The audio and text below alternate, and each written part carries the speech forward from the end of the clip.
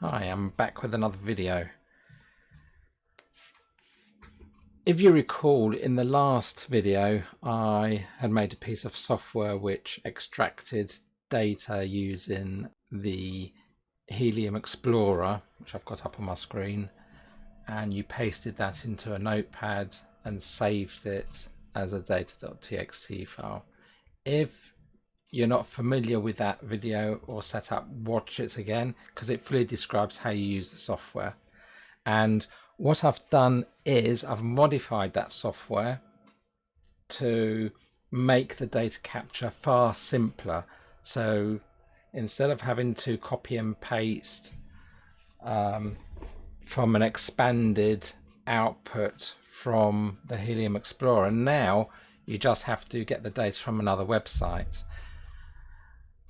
When I produced my previous video, someone called Francois posted a comment about using an API to extract the data automatically, and I've been in contact with him and spoken over Discord, and what he's done is he's modified some software that he already had on a website, and he's made it available to us to be able to get the data extracts that we require to do the analysis in a simpler way. So thank you, Francois, much appreciated. So if we go to his website, which is heliumnet.info POC-PHP, you're presented with this screen. In here you put the hotspot address. This is not the hotspot's name, it's the actual address. In the start date, it's the first date you want to go back to in history, and the end date is the current date or some other one. So the end date is the most recent date and the start date is the historic date in the past. So you may be asking, what's your hotspot address? Well, you can always find that out. It's probably in your Helium app, but also it's on the Explorer. If you go to your hotspot on the Explorer, the address is here, so you can just copy and paste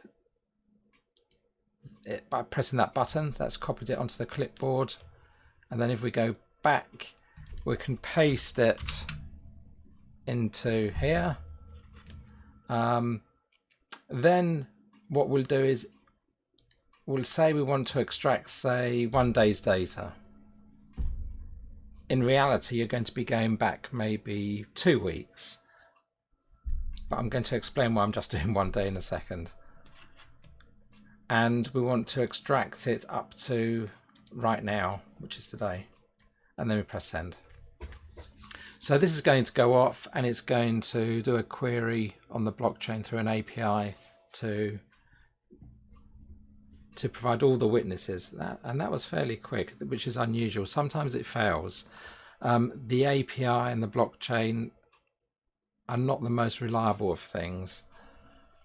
What I found is if you want to do a big data extract, then go and, well, do the extract late at night, and it'll work perfectly and it'll be quick, and then you can analyze it the next day or something. So here we've done data extract just to show you how you do it, and then you press Control A to select everything on the website, then you press Control C to copy that into the clipboard, and then press Control V to paste it into a notepad, just like we did previously. It's no different. I'm not going to do that now because you already know how to do it in theory. What I'll show you is the data I previously extracted for my particular hotspot, and here it is. I extracted it. It started at 1:29 in the morning. I was up late, and I extracted it from early hours of this morning, 31st of March, all the way back to the 8th of March. That's a good lump of data. It's about 3 weeks of data. So it works fine. Just like I said, the API can be a bit temperamental, and if you're having problems, especially extracting a lot of data, wait until it's an off peak and then it'll hopefully work for you.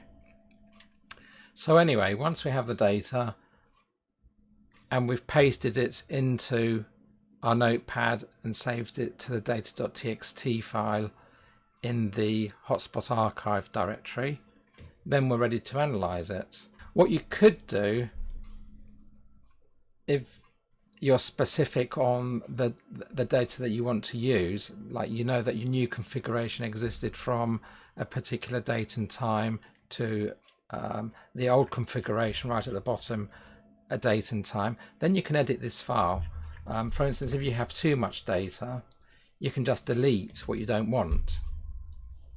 And similarly, if you've got too much data going on at the front and you might have changed your configuration in the past hour, you just delete that. You can delete that. So in theory, what you could do is wait till the early hours of the morning, grab a month's worth of data, and so long as you know the times and the dates that you change the configuration, you can then put those elements in. And what you could do is, by manipulating this file, compare different configurations with and with previous setups. You can just drop in what you like, so long as the most recent configuration is at the top and it's followed by the old configuration that you want to compare it to at the bottom, and you identify where the transition point is between the two and the time and date there, you can do that.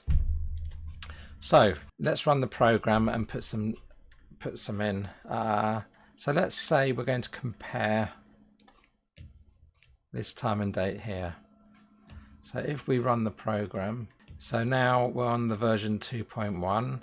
You can download this software in the about information to this video. So if we start the program, slightly modified. Also, I've recognized and thanked Francois for him providing Helium net here. Much appreciated. So we don't want to go through instructions, we've already set it up. Okay, so now we need the time and date to put into here. So let's open our data file and say we want to, we said we'd go to, I don't know, we'll go to this point here.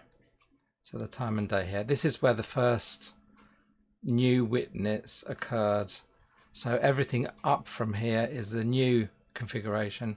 Anything below this, from this point down at 356, is the old configuration you're comparing against.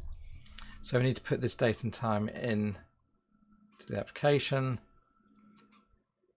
So that would be 03:48:11, and the date was 2022-03/20. Then press enter. What it's done, as previously, it's simply listed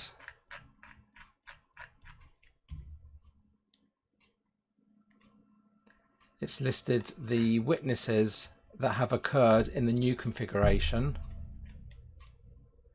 and as you can see, it's found a lot because we dug down quite deep. It's found 408, and now when we press enter, it's going to compare these with the other ones.